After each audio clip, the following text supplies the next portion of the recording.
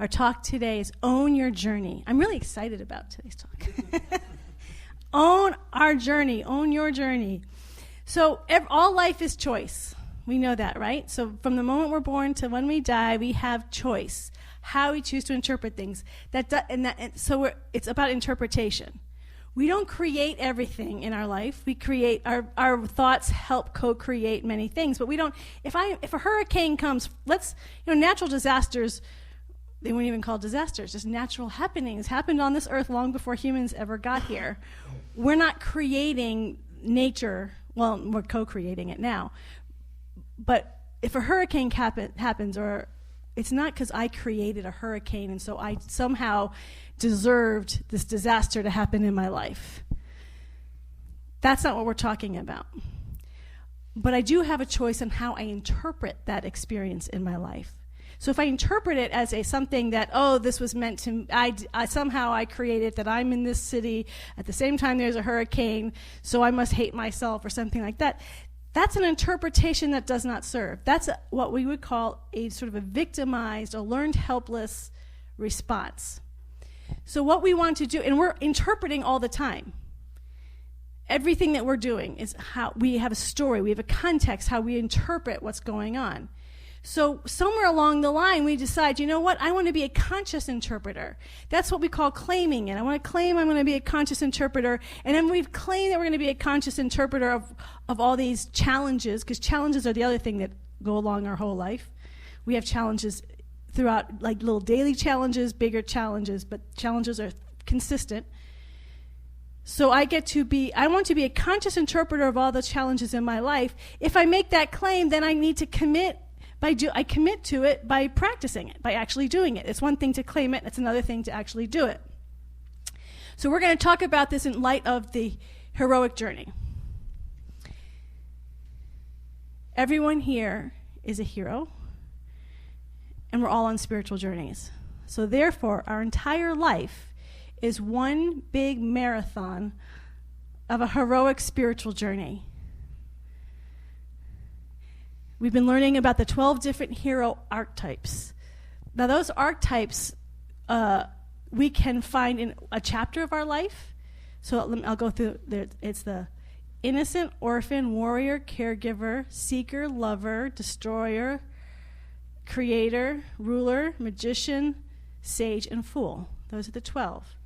We can experience that in a span of time, and we experience them through our whole lifetime. So like the innocent and orphan, we're going to really experience a lot in our childhood. As we get older, in our older years, we get to the ruler, the sage, the magician, and the fool. So in the heroic archetypes are not limited to us. They've been through different cultures throughout all history. But they are all in us. All 12 archetypes are heroic. They all have gifts. And when we express them, we are expressing that heroic side of ourselves.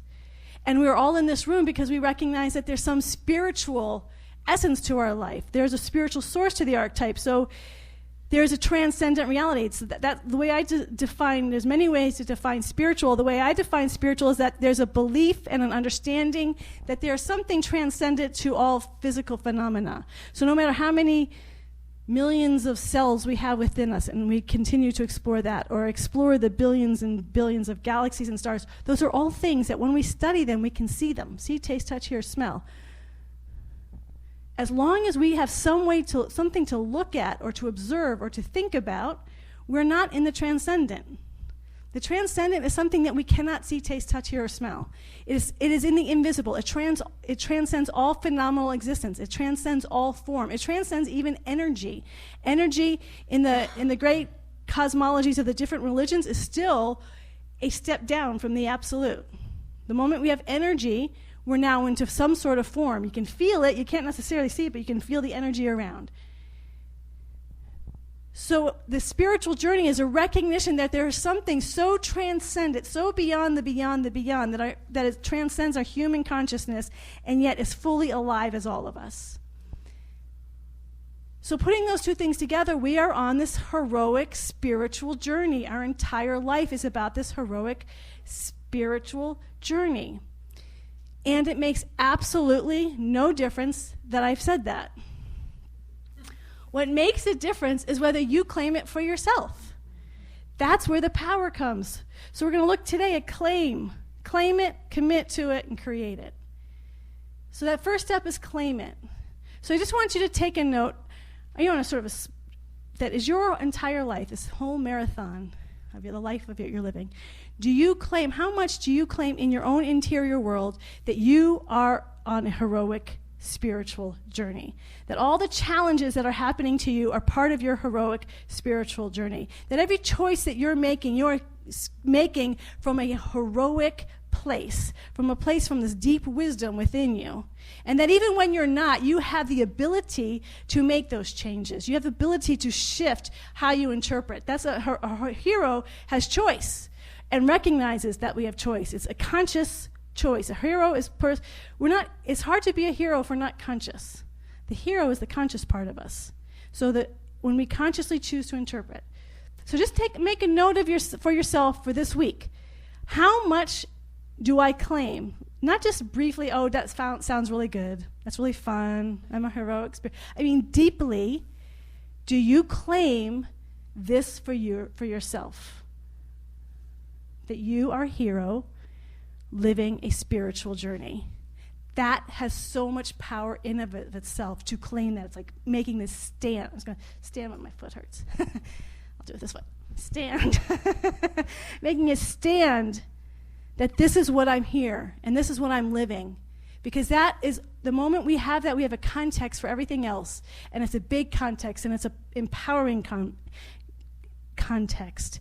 It's not a context where our journey is happening to us. It is not like these challenges are impossible to overcome. Because one thing we know about the heroic interpretation is there's always infinite possibilities. When we have conscious choice to interpret, we can start accessing deeper places, more powerful places within ourselves. But we have to believe it. We have to believe that the same power that we attribute to any hero in all the stories that we see, if we see someone do something heroic, whether it's in the Olympics or sports or whatever the amazing altruism, that's in us.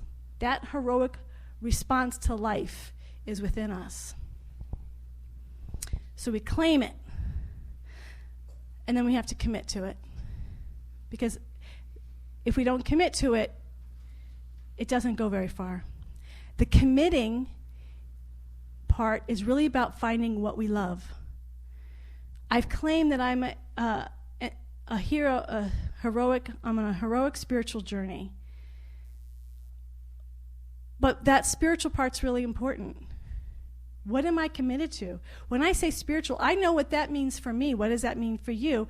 And how are you committed to loving that thing? So I'm not going to talk a lot about this because I've talked a lot about it before in previous weeks. But when we find what we love in the transcendent, it's that very thing that will carry us through those dark nights of the soul. It's that very thing. And I use the dark night of the soul because that's a very specific thing, but challenges. Every one of us has little daily challenges, little small things. Man, I ran out of toothpaste. I have no more toothpaste in my house. What am I going to do? I'm just saying that there's always like little tiny challenges and degrees, but we always have them. What we love and are committed to love, we make a claim who we are, and that who we are is what we are committed to. What do I love and I'm committed to? So no matter what challenge is arising for me now, no matter big or small, I am committed to what I love in the midst of it. So I gave a little challenge, and I've also talked about the big challenges where, I talked about 10 years, where I was on this 10-year really difficult time. What was I committed to? What are you committed to? That no matter what, you are committed to, and that's love. But I want to bring up one other aspect of this, what we're committed to, because I've talked a lot about going through the challenging times, that it's what we hold on to. But it's also just for the joy of life. Last week we talked about the fool and being able to be playful. We don't get to that fool place if we don't know what we're in love with. We don't get to that place of lightness and being if we're not committed, not just not know what we're in love with, committed to it. That commitment isn't going to just get us through the hard times. It's going to get us to have fun in life. It's also going to bring the magic. And adults need magic too. One thing that we know as adults is we have now money. If we need anything, we'll get it. It's nice to get gifts from people. It feels pleasant and joyful, but we don't really need it. Kids love birthday parties. Hi. Speaking of, they love birthday parties. They get presents from their friends. But what holiday do kids really love? Christmas. They know they have moms and dads that get them stuff, their friends get them stuff, the presents. But what makes Christmas so wonderful is the magic of that day. And I don't think it's just for kids. I think there's something that we all love. When we get to that time of year, we start to feel something magical in the air. We feel like, oh, that magic, it's so interesting in those archetypes. It's not at the child. It's when you're an adult. It's after you've gone through this deep, heroic journey, when you've really committed to what you're loved to, through all the destroying, everything falls apart. What's left is the magic. We don't get to the magical side of things if we're not totally committed to what we're in love with. If we're not totally committed to that transcendent, which is the source of all the magic, that brings things alive beyond our wildest imagination. Course in Miracles says everything's a miracle. Miracles, magic, it's that moment where you just feel the incredible awesomeness of life, the beauty, and it brings us alive, and we become like children again. And that's, by the way, how this cycle continues, because the magician and the fool take us right back to our innocent child self, and the cycle begins all over again. But the magical side is up there. We're the most evolved part of ourselves. The fool, the crazy, childlike, the freedom, that comes from commitment. So claim it. Commit to it. What do you love? And do you love it at all the time? It's not just during your challenging times. Do you just love it for the sake of loving it? Do you just love and you live every day because you love it? Bless you. And the last one is create. Now we're creating all the time. We create with our words, our context. Our words create context to how we experience things, how we tell a story about something. We'll tell someone about who we are, how just framing getting shot. If he framed the story, but also how the shift into peace. That was a choice that he made. The way we use our language and our words creates a context then of how we respond to Jack and his story. And we do that every day. When we're talking with someone, how we articulate something, how we say something, is how people will see us. And then they'll start responding back to us because we've created this context with words. And if we're saying it out loud, we're thinking it. I love that Jesus said it's not even what you say what's so important, it's what you think. Because a lot of what we'll say comes right from what we think. And I remember finding it really hard many years ago. It's like, wow, I have to really watch my thoughts too. Like, that's more important. That's really hard. I can control my words a little bit, but my thoughts. But what happens when we start really saying, how can I, and the thoughts are not about denial. Something like I hurt my hand. Oh, my hand doesn't hurt. It's all good. No, my hand hurts. But I know that even in that hurting hand, something good can come from it because I'm committed to this thing that I've claimed. I'm committed to my spiritual path. So because I'm committed, I have a hurt hand, so I could say to people, yeah, I have a hurt hand, and I know something good's coming from it. It's a blessing. That's a choice. That's an interpretive choice. There's no fact there. The fact is I have a hurt hand, but then if you want to get into absolute truth, is there really a hand there? So everything's up for interpretation. So how we want to interpret it is completely up for us. You see how empowered we are all the time. But I also want to talk about why we in this particular room have a bigger challenge than many people. And what made me start thinking about this, there's a wonderful interfaith event on October 8th, whose name I can't remember. But it's about Thanksgiving, and there's all these different religions. It's beautiful. It's going to be at Asbury Methodist Church.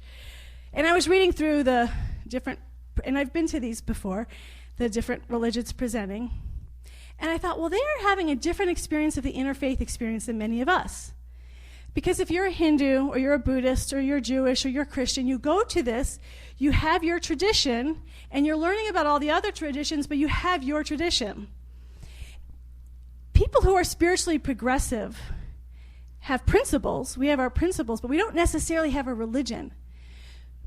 So that makes us, in the one hand, way more open because we're not limited. We don't say, oh, we're just Christian, or I'm just Hindu, or I'm just Buddhist. I'm all of it. That's what we love. We love to, I'm all of the paths. But that can be exhausting, eh? And so we have to create it. They have their path. When we come into this room, if everyone here talked about your path, they would be so diverse. It would be all over the place. How you are using these universal truth principles to wake yourself up, to be on your spiritual journey. So there's no, and so for me, this is actually part of my challenge when I went through that dark night is what am I here to give? One of my teachers, Shunryu Suzuki, he was here. He was very open, but he was very clear that his path that he was giving people was Zen meditation, Zen practice, Zen Buddhism. Paramahansa Yogananda was here to give Kriya Yoga. And he was very big on integrating Hinduism and Christianity, but it's very clear that he was primarily Hindu. And through this Kriya Yoga path, and believed in that system. And I kept thinking to myself, well, what am I here to really, what's my path? And then I was reading Ken Wilber. And Ken Wilber, who's an integral philosopher in American current day, kept pushing. He likes to push, provoke. And he was saying, the problem with spiritually progressive people today is they're like cafeteria style. They take a little here, they take a little there, they take a little this, they take a little that, but there's no roots. They have no lineage. They have no, and you can only go so far without roots. You need roots I don't mean just in a religion, but in the planet. Like, this planet's been evolving for a really long time. If you're just grabbing from here or here, you're not actually really connected very deeply at the roots, so you can't go very high. So I'd been on this journey for about 20 years. I had done with Yogananda, I'd done a lot with him, Shunryu Suzuki, I'd done Vipassana meditation, I had done Who Am I with Ramana Maharshi. I did some shamanic works with people, indigenous people. I did so many different things, and I loved all of it. But that question, it was after about 20 years of that, so when he said that, it hit me. I'm like, what's my lineage? What are my roots? And then I had Yogananda pulling me from the other end, so that's like the roots. And then Yogananda was pulling at the other end with his image, which I hear a lot now, about the mountain. That the mountaintop is where we have unification, our oneness with God, which is our spiritual journey, is to completely wake up and know every aspect of our life is one with God. And what he said is that all paths lead to that top of the mountain. There's no one path better than another, but you have to pick a path. Because you'll never get to the top of the mountain if you don't pick a path. Now that's not entirely, so here's the way I looked at my journey. So I wish I had I should have got a map with a mountain on it. So I started at the bottom and I was studying all these different things, and it's not that I was just going around the mountain. That's what Yogananda was saying. I don't believe that. Because as I committed to each path, I really committed to it. So I grew. So I was growing. I was going up the mountain, but in a very, very long, zigzaggy way. I'm going up, but it's taken me a long time. But what I found when this dark night came was like, I could only go so far. I found myself at one point I can only do all these other paths so long. I've got to find my path. Because I was the way the monks write about it is there's no better blessing than when you feel nothing but a hunger for God. And that as I was going up, the hunger was getting more intense and more intense. And it was no longer acceptable for me just to keep going around studying all these different practices. I wanted a path up. And that was and it was no simple answer. I'm not going to go into what the answer is because it wasn't like, oh, here's your answer. You're this now, and here's your path. Ding! Angel got her wings. But I did get an answer.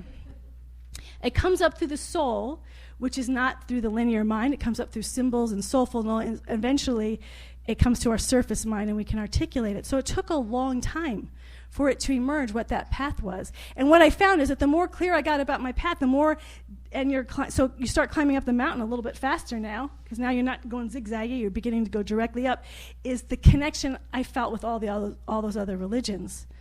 I can wake up in the morning and read Sri Aurobindo, the Gita, the Thilakaliya, and Emma Curtis Hawkins, and every one of them, Christian, Hinduism, New Thought, and they could all be saying the exact same thing.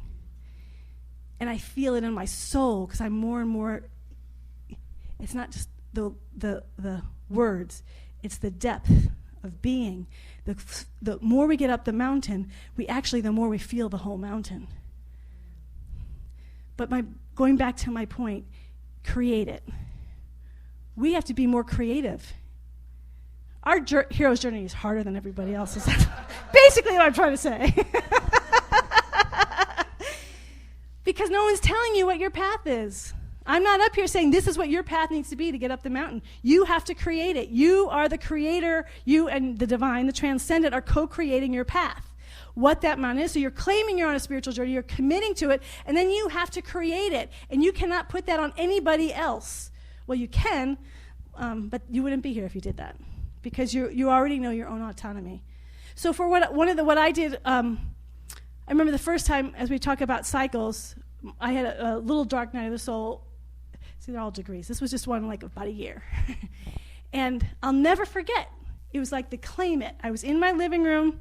This is in 1991. I remember exactly where I was standing. And I just had this knowing. I'm not on this planet for any other reason. I'm not here for my family. I'm not here for my friends, my boyfriend, for service, to make the world a better place. The only reason why I am on this planet is for God. I just knew that. Everything had fallen away. And I'm like, that's why I'm here. That was a claim it moment.